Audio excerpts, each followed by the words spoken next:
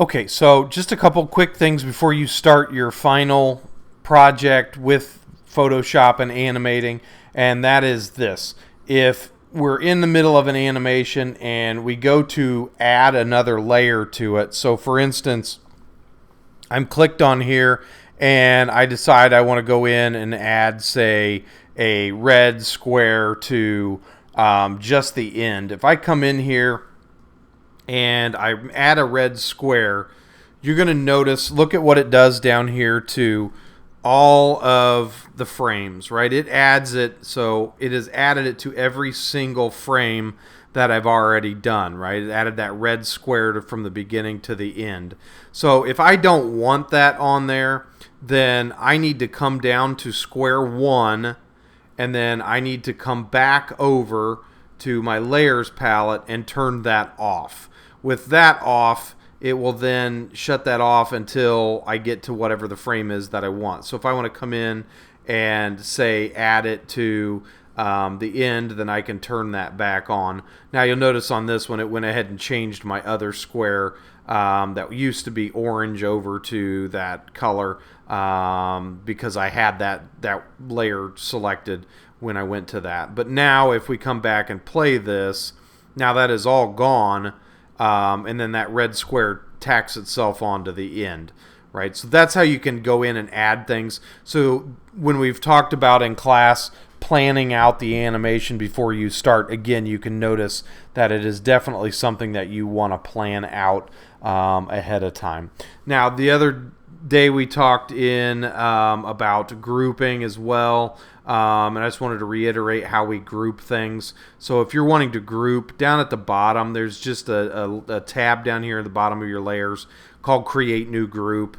You can also go under, I believe it's Layer, New, Group, and get the same thing. And it's going to basically give you a folder that you can then store things in. So if we wanted to go in and actually store all of our layers in that group in order to kind of clean things up a little bit, we can do that. And again, that's where that planning comes in. Knowing what it is that you're trying to animate, knowing what you want it to do, and then grouping it as you go in order to kind of clean things up. That'll help out greatly on that.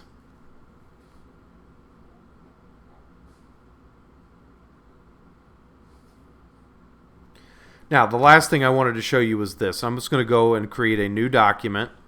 And while I'm in here, I'm going to just do, again, that same old 1920 by 1080. Same thing we've done the whole time. And again, I'm just going to zoom out just a touch. Now, if I have a square in here, and I just want to simply make one thing move across the screen, I can go in here to my frame animation, and I can create a new frame. And then what I can do with this is I can actually move this one layer across.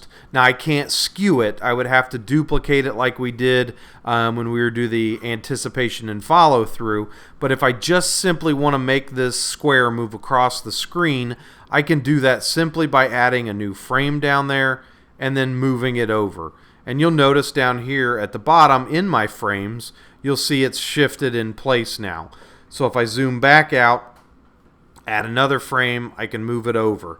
Add another frame, I can move it up or wherever I'm trying to go with it.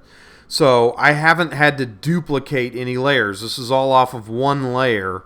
The downside comes to this, though, is if I wanted to change it, I could not. So again, I can play this, and you'll see it moves around the screen. Looks a little rapid and a little crazy there. We would obviously want to change the seconds on that and maybe make our animations a little smoother, but you get the idea behind that. But the moment I go in here and try to apply and edit transform, scale, rotate, skew, distort, perspective, whatever, or a free transform, the moment I do that, you'll notice that things will change. So when I double click this, now that box is larger in every single one of these. So if there was a spot where I wanted to say start making it look like it's growing or scaling it, then I would need to duplicate it. So if I undo that and go back, then on this frame 8, I would want to go in here and actually duplicate that layer at that point. And then I would want to come back here, turn that top layer off, move to the end, turn it back on, and then this is where I could go in and start extending that so then it looks like it's growing at that point. Or changing the opacity, for instance, if I'm trying to make something look like it's dissolving. Over here on my layers palette, I could just duplicate that several times and have it start at 100, and then maybe the next one be 75, and then the next one be 50, and then the next one 25, and then the next one 0, and you can make things look like they're dissolving out. Same thing with scale. We can just continue to have that grow as you go, but you've got to duplicate those layers. So fairly easily you can make something look like it's moving, but then when you're trying to get to the end and change it, skew it, make it look like it's growing or fading out, then you have to start duplicating layers after that. So those are some tips and things you need to watch out for as you're starting to create the larger project at the end. And then don't forget to make sure that you look at the samples that are also in the folder with these tutorials so that you can see what other folks have created in years past.